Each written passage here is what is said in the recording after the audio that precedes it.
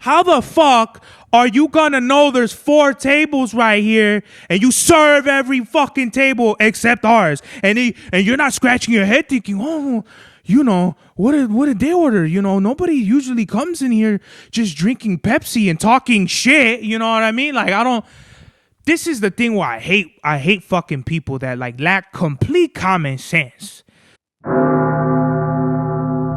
Mad Max was the turnout of my lifestyle. Smoking green, blowing white clouds to build the blue skies. Conversating with the gods by my wildflower to let them know that it's the God's hour.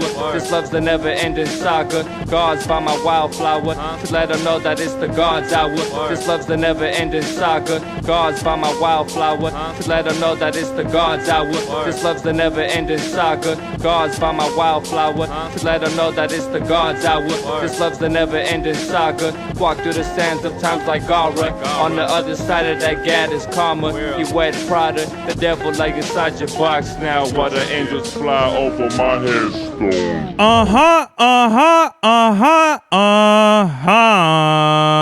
We are back with another episode of the God's Hour podcast with your boy Big Cerbavelli, back in the place to be.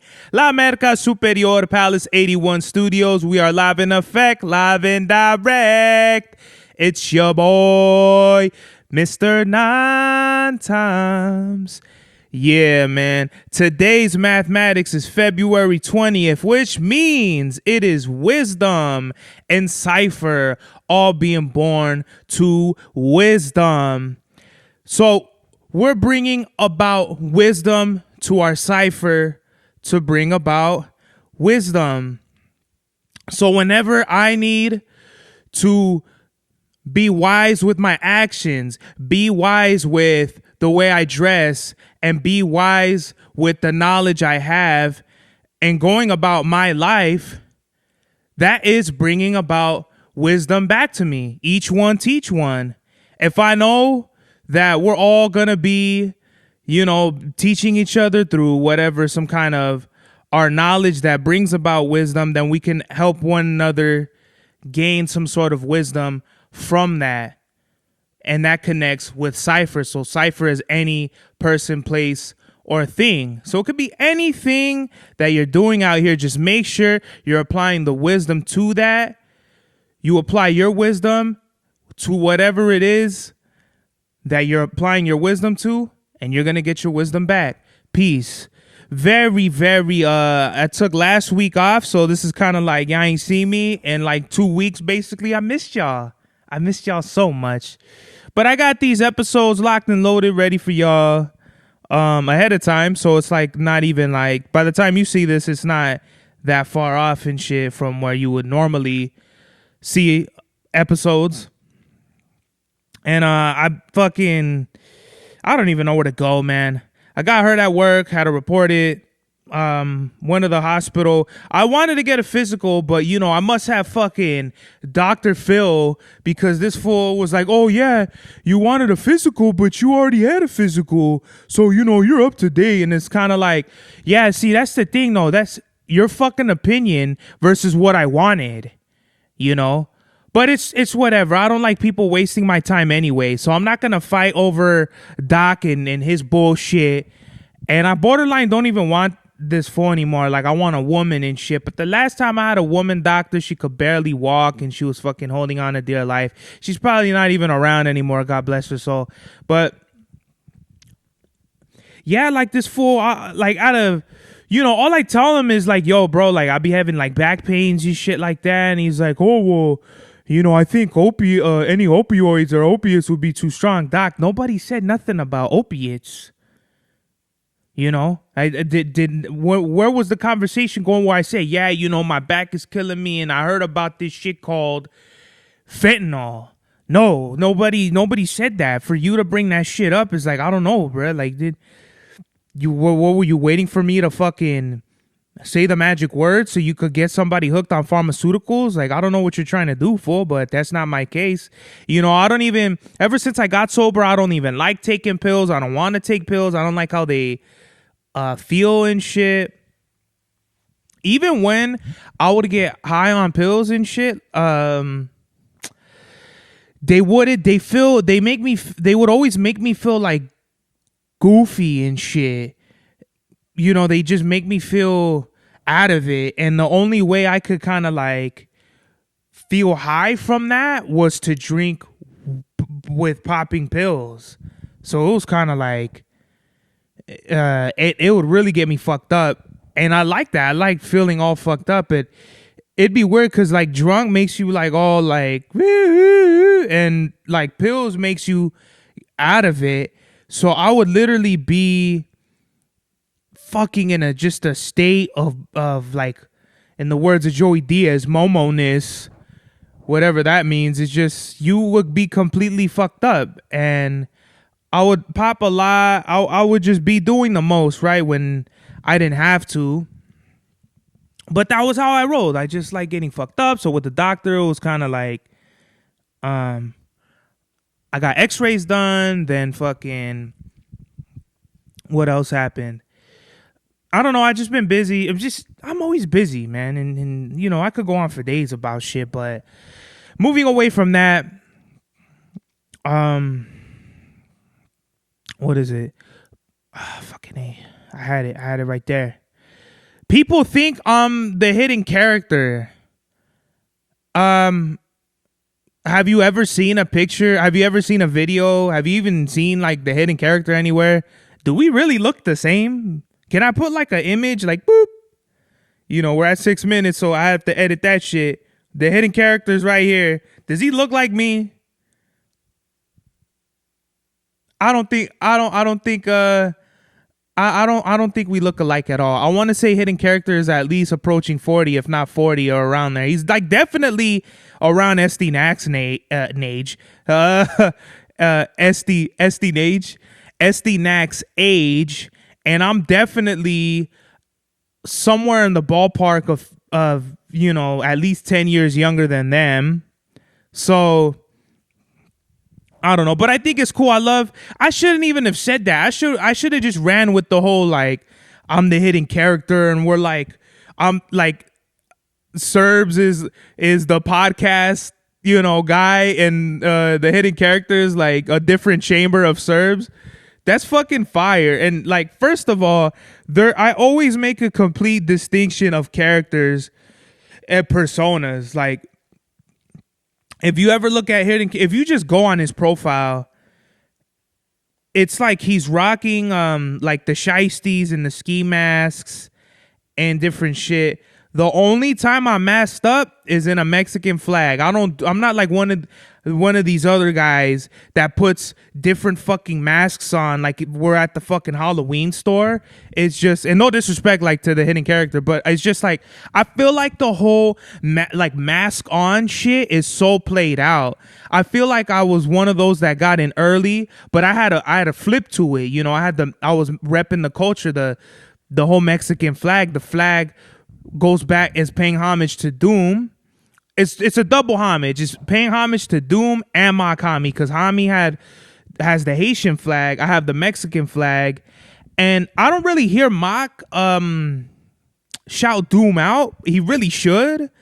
I don't think I just don't. He don't like Mock ain't one of those where he comes out and he salutes other artists. There's not really, I think he's talked about New Jersey artists before, but he hasn't really been like, yo, salute to fucking. I don't even think he's shouted out West Side Gun or Griselda at all in his interviews. Even like in like his songs, he'll say like, once a fashion rebel, always a fashion rebel. So he said like there's little things out there like that you'll be inclined to think that he shouts other people out. But as far as like Doom specifically, I know for a fact they have like one song RST.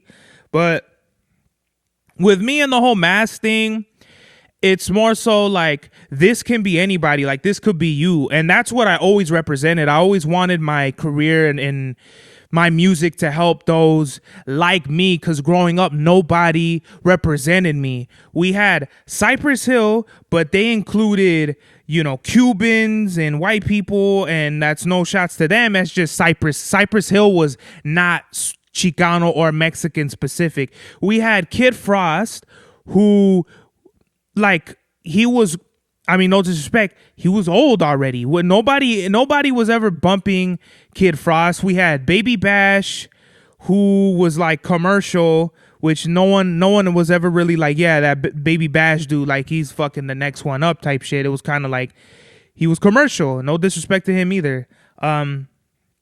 We have Psycho Realm, which I think I identify with the most, but they're like on some real raw street shit that I wasn't a part of. Like they experienced like Rampart and the whole, if you were with like 3 people, that was Rampart, right? When you were with like 3 people, you were considered a gang, they could lock you up.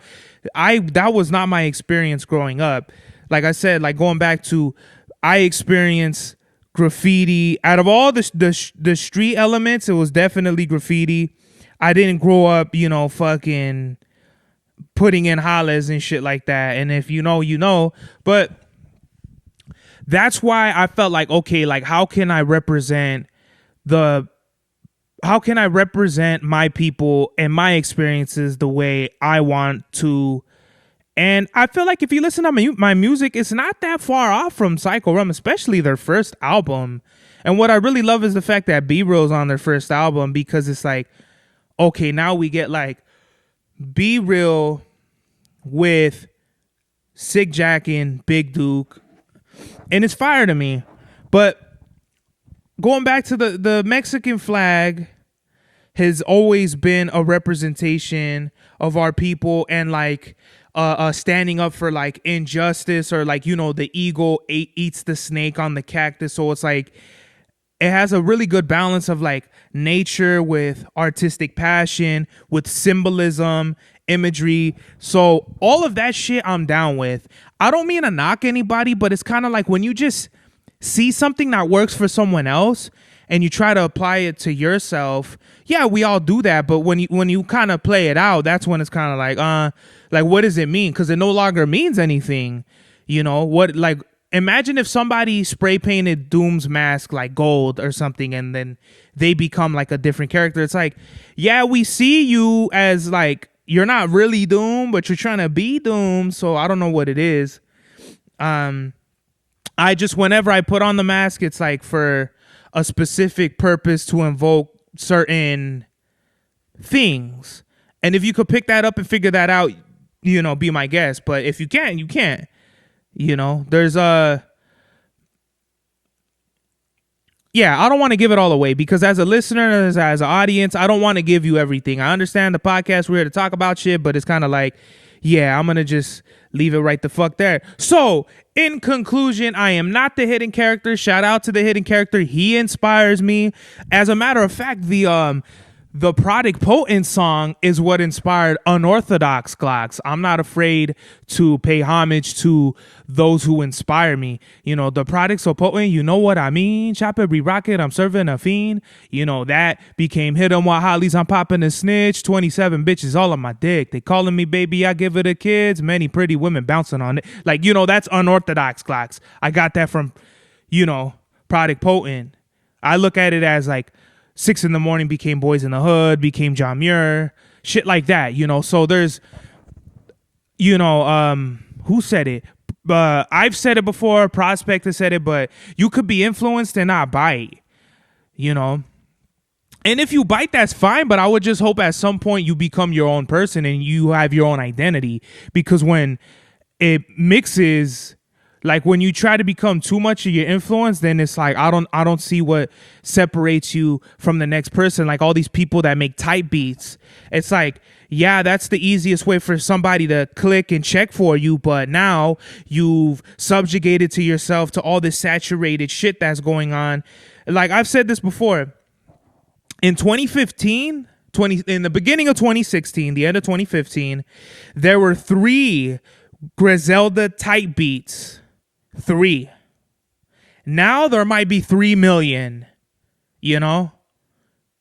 I was up on this shit early. I seen this shit. I know what I'm talking about. I don't want to sound like an asshole. I'm just saying, I feel like, in my opinion, it's kind of like when I first came out, I was like real heavy boot camp clique. Then I got heavily inspired by Griselda. Then now I'm in like kind of like my Wu-Tang era. So it's like pretty much Wu Serbies right now. And I'm not afraid to admit that, because I feel like the more people don't come out and say, oh, this is what influenced. When people swear like they invented the wheel, that's corny shit. We need to stop that as a culture to where, oh yeah, I started that. I feel like nobody really started saying shit like that until Prodigy came out with like the list of shit he invented, like the bandana shit, or he claims the pink, like Cameron got pink from him. There's a lot of things Prodigy claims he started. I'm not disputing it, but I feel like after that, people, they're biting my style. Oh, I came up with that and all that shit. Unless you have receipts and you have like the real backing, like the real evidence to back that, I don't feel like people should be going out, jumping out the window and giving the credit to themselves when it's just kind of like, yeah, it was kind of already going on and all you did was sprinkle a little of your personality onto that, which is fine. Like, say that. Bro, I'm telling you right now, I'll give you my influences. When I was making Greenlight 3, I want to say I was definitely heavy on Mobb Deep, Starker, Hidden Character, a little bit of 50 Cent, a little bit of G Unit. When Greenlight 4 came out, that was definitely G Unit, Psycho Realm, and I want maybe a little bit of Mobb Deep, but those two albums were like very close together, so that's why it was like the ending of my influences for Greenlight 3 became the main influences for Greenlight 4. So yeah, and then now I'm basically just knocking Wu right now, or not knocking, but bumping Wu, or not, whatever the fuck, you know what I mean. I'm bumping Wu and some other shit, and we'll get into the album review later. But let's see what else I have in store for y'all. I don't want to talk about that. I saw Eva Evans at the Ontario Improv. I thought she was okay. I thought her features were better, mostly because one of them was from LA. And I don't want to offend anybody by saying this, but when I saw B. Simone, it was a black room, which means it was a mostly black crowd. This time, you can tell they're like East Coast comedy. It wasn't really a black room. There were a good amount of black people, but I feel like it was a little mixed. Like, actually a lot mixed. You had some Mexicans, some whites, blacks. So it wasn't, to me, I wouldn't consider that a black room. I would consider this like a real Ontario Improv crowd, because a lot of the black comedy was not going over with this crowd. At the B. Simone show, they were eating up the black comedy like it was candy. I think it was a good debut for Eva Evans. I didn't even know it was her debut. I didn't even really know who she was. I just saw her. I just saw that she was going to be on my day off performing. So I was like, well, fuck it then. Like, I'll go see her. And this fucking fat white bitch kept heckling the whole time. A little heckle is cool. Like, when you're agreeing, like, yeah, or like, you know what I mean? But when you're constantly like trying to ad-lib in the show, I want to tell her, shut the fuck up already, bro. Shut up already. Like, get this fucking bitch out of here. Throw a fucking turkey leg down her throat. Because this bitch was really, that bitch and this couple next to me that were like talking the whole time.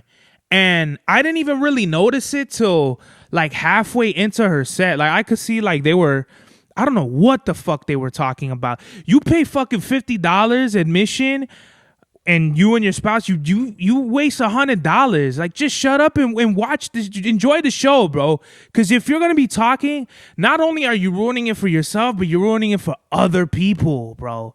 So shut up. Even Eva was up there and she was like, "Hey, listen, like, this is my first time headlining over here. Like, please, like, just give me my respect," or something like that. I felt like she didn't need to say that. And they got all embarrassed, like, oh no, and they're all whispering and shit. I want to tell them, get the fuck out of here, bro. Just leave. There's no reason for you to be here talking. Just get up and leave. And figure it out. And if you want to come back, come back. Because I was waiting for Eva to come to like spin the block on him and be like, okay, you're not gonna shut the fuck up. Here's what's gonna happen. If you don't stop fucking talking by now, and then just start, hit him with baseball bats or jokes, and then security get him the fuck out of here. Thank you for stopping by. I don't want you at my next show. Like, I was waiting for that, but I think Eva was trying to like be neutral, just to kind of like have like a solid, because like for a debut, man, I wouldn't say the show was bad, but I would say like she didn't bomb, but she didn't do the best. Like there was a couple times I chuckled, but it wasn't like I was up there like laughing.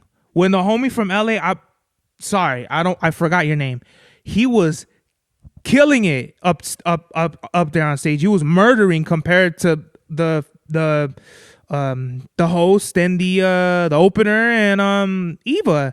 But I attribute that because he's from LA, so he understands us.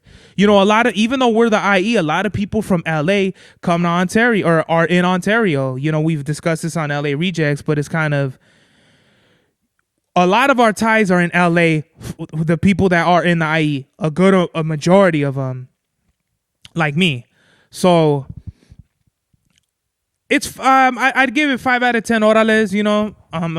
It definitely was like, for me, just seeing comedy now, I'll say Hinchcliffe, when William Montgomery opened up for him, that was like either last June or 2 Junes ago. It might have actually just been last June. So Hinchcliffe, B. Simone, I'll say I guess the show with Eva, and then like Cat Williams, Jeff Dunham. I hate seeing comedy in arenas. I don't want to see comedy in a room bigger than 200 people. Tony's going to be at the Honda Center on May 9th. If anyone wants to go check him out, I'm not going to be there. I don't want to see comedy in big fucking arenas. I don't. Shout out to all the comedians that do that, but comedy is intimate. It's a very like, you're going to feel the room, and it's so much better, I feel like, for the comedians because they're more comfortable. It's only this amount of people. And for the people too, because it's like, if the comedian wants audience participation, he could see all fucking 200 people. Like, you might think that's a lot of people, but in a 200 people room, it's not big at all compared to a fucking arena. So you're going to see everybody. And you're not only as an audience member, you're looking around and you see people laughing, having a good time, and it makes you want to have a good time. In an arena, you got these people talking, this shit going on, security, assholes this way, drunk people behind you, and it takes you so far away from the comedy you're watching. And if you're like, when we were at the Cat Show, we were on the second level, way the fuck on the other side of the arena. It wasn't even enjoyable. It wasn't enjoyable. When I saw Tony, I had the seats like fucking against the wall, and I was busting up laughing, bro. I love that shit. Anywhere you sit in the Improv is a great seat, So, but shout out to Eva. We took a picture and all that shit. I look like a fucking Slavic refugee, but that's okay. Like, I don't really give a fuck about that shit. Do I have anything else? Oh, one of them was saying, there was like, oh, is there like a gang in Ontario? And everyone was like, oh, no. And I was just like sitting there quiet, and I was like, fucking people have no idea. You know what I mean? Not implying that I'm on like, you know what I mean? Like on some gangster shit, but it was just kind of like, it's like if you know type shit. And I don't want to like get like dive deep into it, but it's just funny. Like, people, because right there we're on the east side, and we're basically, you sneeze, you sneeze north and you're in Rancho, you fucking, you break a leg going east, or you sneeze north, you're going in Rancho, you break your leg east, you're in Fontana, But you go on the west side, it's a whole different story. But it's Southside Ontario all day, dog. Don't ever forget it. Let me see. Ba-da-da-dee-dee. Twisted Metal Season 2 is coming in the summer. I can't wait. Yeah, Squid Games is fucking awesome. I'm not done. I think I'm on the last episode. But Squid Game Season 2, man, spoiler alert, man, that shit's crazy, bro. And what I love is that they took the same formula or the same elements that worked in Season 1 and applied them to Season 2. And I feel like they made the right call, but because it's kind of like, yeah, you're getting the same kinds of people that would make up the same kind of scenarios, but it's different. And so, yeah, I don't know if I want to like give y'all any spoilers, but Season 1 was like all about the games, and Season 2 is all about like the storylines from like Season 1. It's basically like, okay, now that we know what happened, like what's popping with the first season, now that you understand that, let's fully like expound. And my fucking back, look at that shit. Like, oh man. Now that, Season 1, now that you get what Season 1 is about, now let's talk about the shit that goes down with Season 2. And yeah, I don't want to spoil it, but it's just an amazing show. The main character, he goes like, he finds himself entrenched with like different people. He wants to help the other players in the games, but he's like in this dynamic of like, the more he tries to help, the more he fucks other people over, which is the funny part. It's like, you would think he would go in there and everyone would listen to him, but people are people, and not everyone's gonna give a fuck about you, bro. So people are like, nah, fuck out of here. Like, you're a bullshitter, you're crazy and all that. They call him all this shit. And it makes me think back to the first season where the old man did help the main character. I think his name's June, or yeah, like June or whatever his name, June Dog. The old man helped him, but it wasn't like he told him, hey, I'll help you. It was more like, like, hey, like, watch me. And from June watching the old man, he figured out, oh, like, he knows how to play these games. So it wasn't given to you, but like, I just love it. The first episode of the second season is phenomenal. I love the way it's shot, the themes of it, the fucking crazy guy. I don't know if they call him the interviewer or whatever the fuck, but he makes the two mafia dudes play Russian roulette.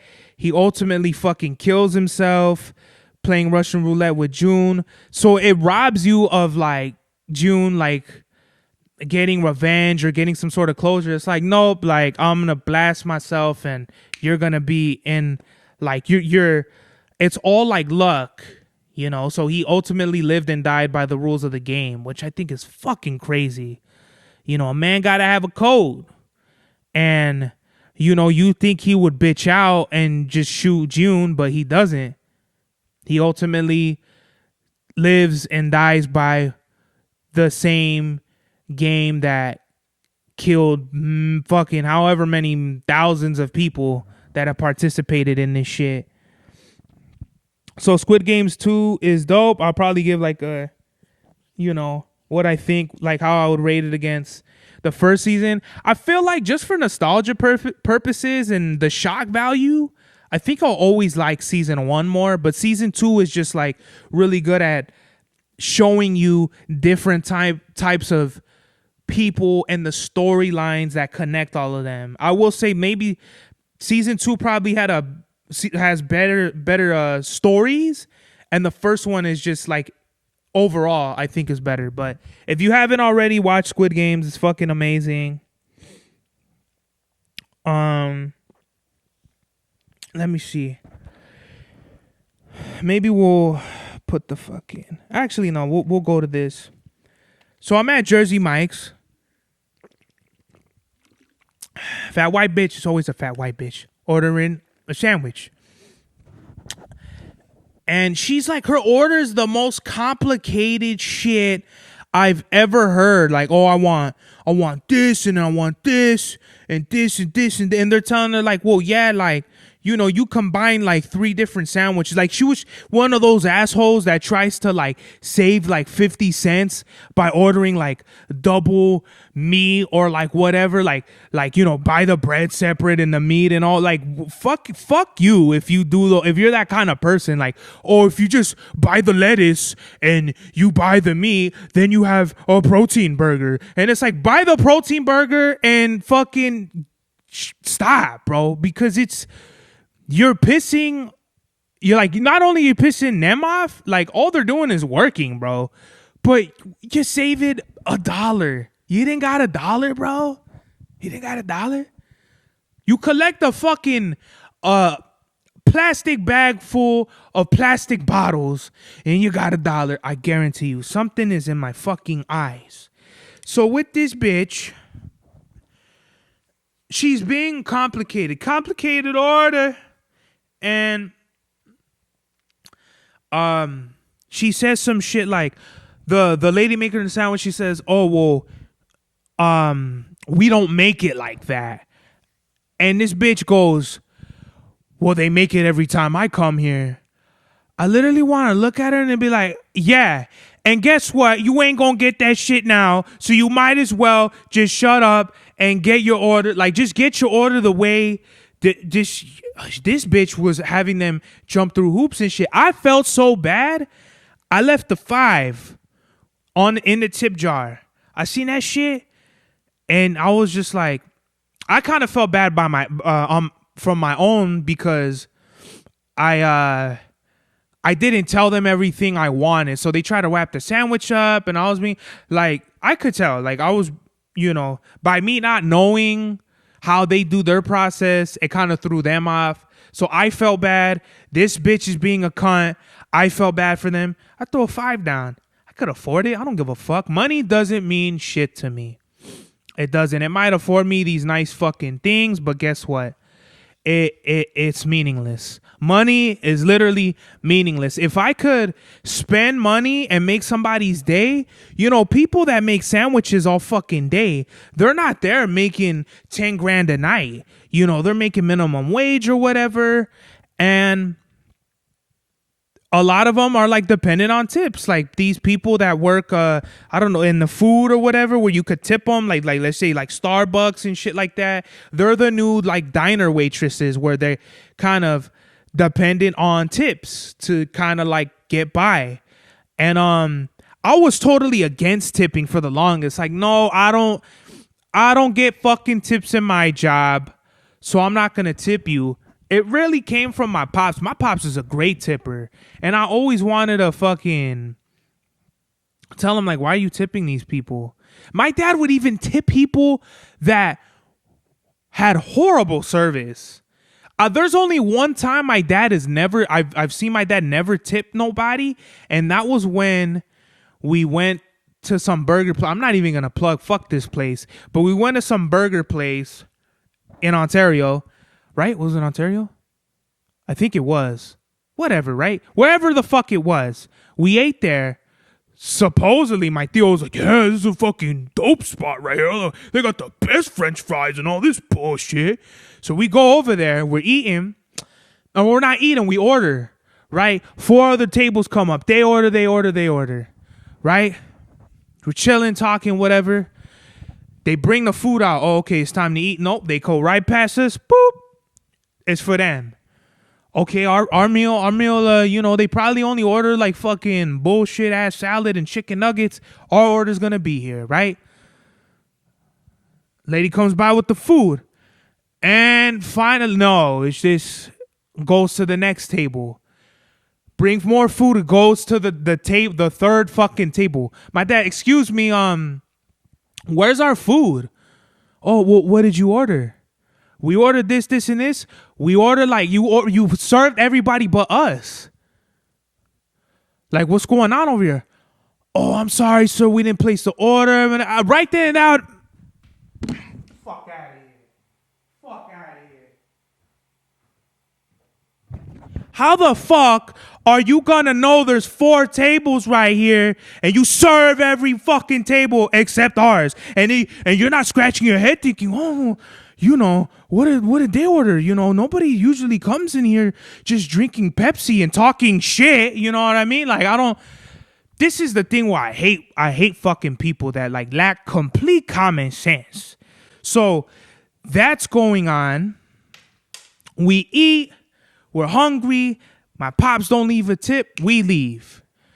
And I feel like looking back, we should have just left. Fuck these people. Fuck this service. You ain't even getting a Yelp review. You were going to go straight to Google, give you a 0 star. So when they look you up, you're right there. Fuck this place. Fuck that bitch, whatever her name is. Don't come here. You're going to be the last person eating if you're lucky enough that they remember your fucking order. Straight like that. You know what I mean?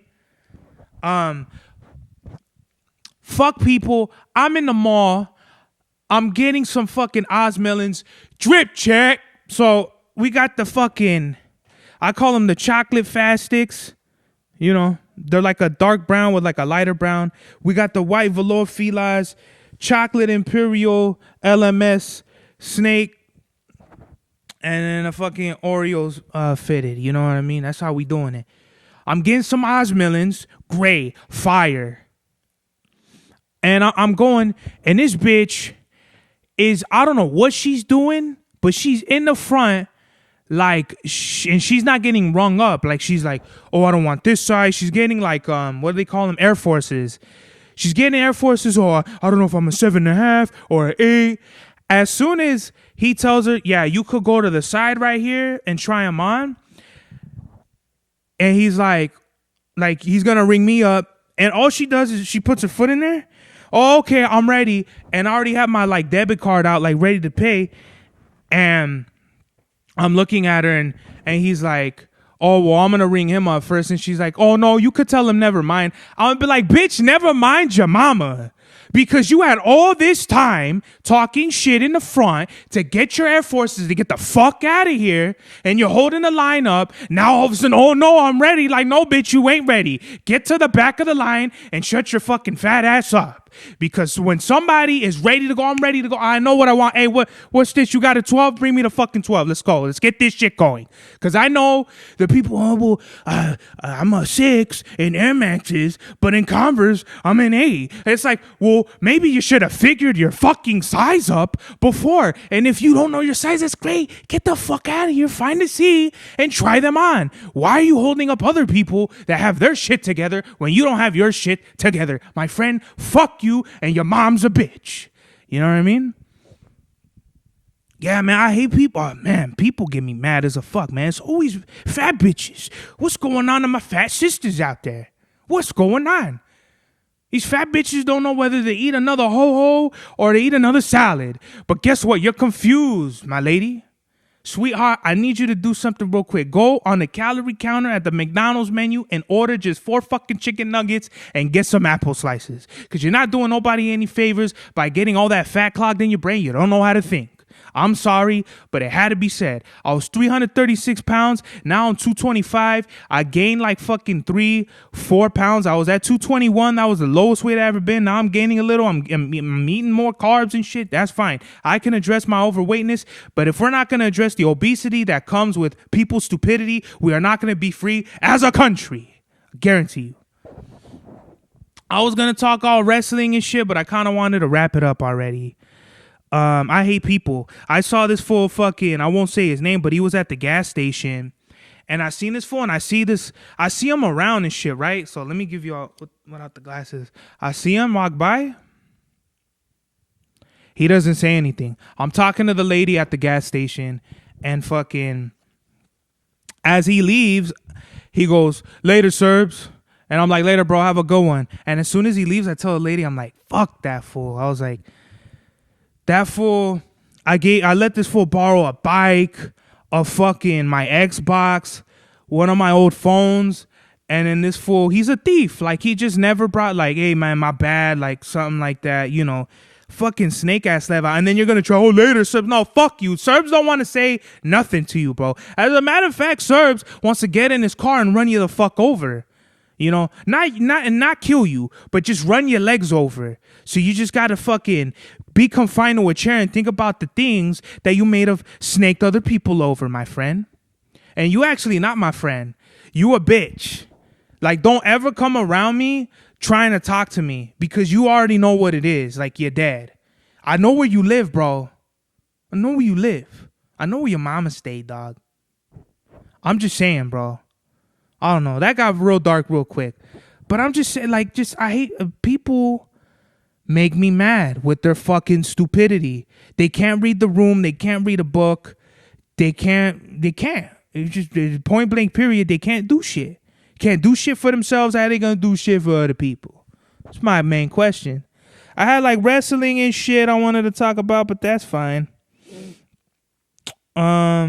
See, like there's a new Wu-Tang album. I don't even know what it's called. I should have wrote it down, but I didn't. ASAP Rocky, he beat the charge. He's free. My man is free. Shout out to Rihanna and all the rituals she probably danced to and shit to get the homie. Nah, I'm just kidding.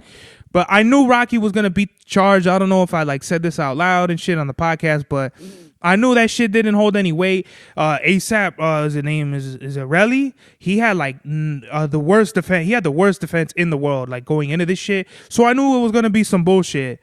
So he's free. Rocky, don't go around carrying a fake fucking gun. That shit is not cool. And rest in peace to PAQUITA de la BARRIO. She was like a super big, like it would be like Vicente and PAQUITA, you know what I mean? So we lost a huge lesson now. PAQUITA, all the baby boomers and before, it's like we're losing the legends right now. But I have actually a record that I want to flip from her and I just burn myself. But either way, I'm going to pay homage to my culture. And if they want to come after me, I don't give a fuck. Like, I don't care. Shout out to her. She was a legend. There was like nothing more to say. Like, she was a fucking legend.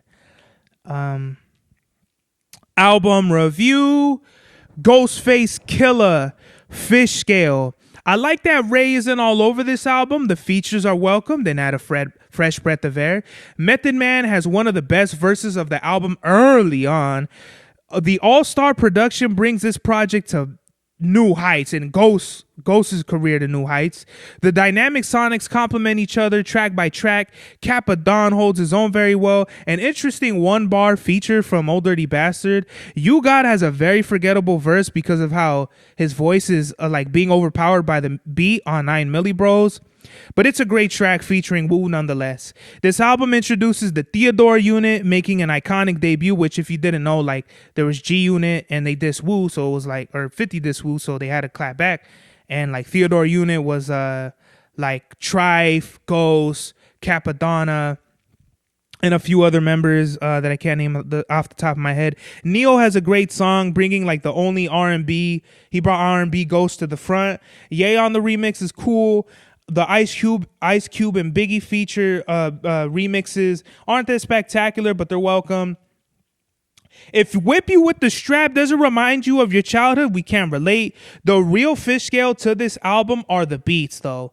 The skits are hilarious. Mama makes me appreciate all the women that raised me in my life. This is the closest Doomstarks album we'll ever get, or we ever got. Moving away from RZA, the production really adds a sense of an original Wu style.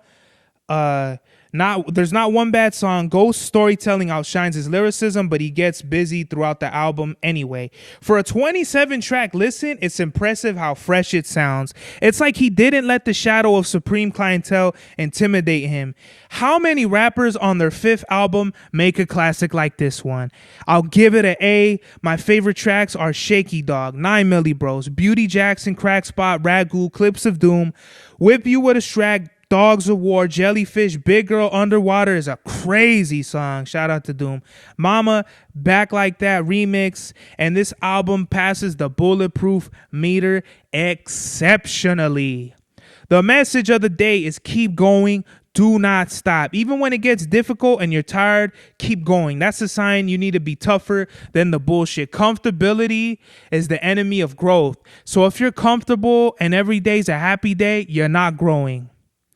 Always believe in yourself. This is the Gods Hour.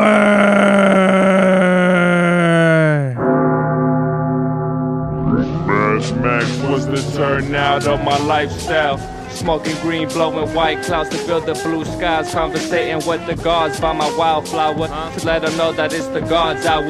This love's the never-ending saga. Gods by my wildflower to let them know that it's the God's hour. This love's the never-ending saga. Gods by my wildflower to let them know that it's the God's hour. This love's the never-ending saga. Gods by my wildflower to let them know that it's the God's hour. This love's the never-ending saga. Walk through the sands of times like Gara. On the other side of that gad is karma. You wet Prada, the devil like inside your box now. While the angels fly over my headstone.